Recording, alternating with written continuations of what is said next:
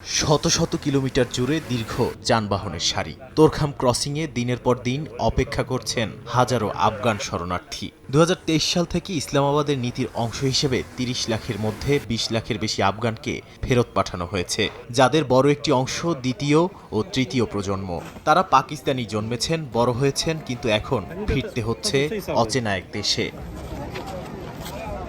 40 বছর বয়সী সালেহা বিবি 7 সন্তানের জননী, তাদেরই একজন। তিনি বলছেন, যে দেশ কখনো দেখেননি সেখানে ফিরে যাওয়ার অনুভূতি যেন নিজের শেকড় হারানোর মতো।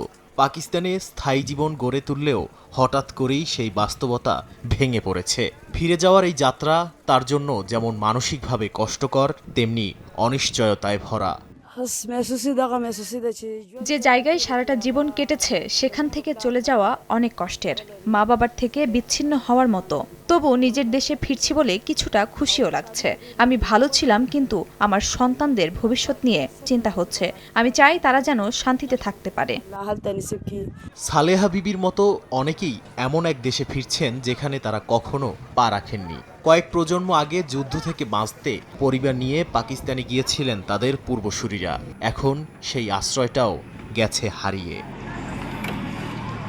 সীমান্ত পরিস্থিতিকে আরও জটিল করে তুলেছে দুই দেশের সাম্প্রতিক উত্তেজনা ও গোলাগুলি। পাকিস্তানের অভিযোগ, আফগানিস্তান থেকে ছোড়া মর্টার শেলে দক্ষিণ ওয়াজিরিস্তানে নারী শিশুসহ বেশ কয়েকজন আহত হয়েছেন।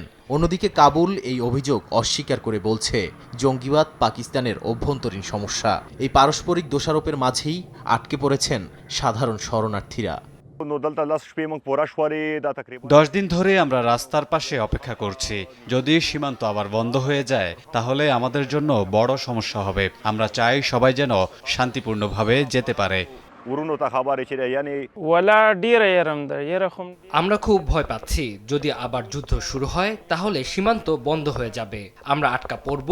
সরকারের কাছে অনুরোধ করছি যেন সীমান্ত খোলা রাখা হয়। সীমান্তে দীর্ঘ সারিতে দাঁড়িয়ে থাকা ট্রাক, দিনের পর দিন গাড়িতে বসে থাকা নারী ও শিশু, সব মিলিয়ে পরিস্থিতি হয়ে উঠেছে মানবিক সংকটের প্রতিচ্ছবি। অনেকেই 10 থেকে 12 দিন ধরে অপেক্ষা করছেন, কেউ কেউ আরও বেশি সময়।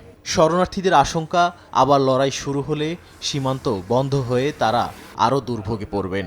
তাই তাদের একটাই দাবি, শান্তিপূর্ণভাবে দ্রুত পারাপারের সুযোগ দেয়া।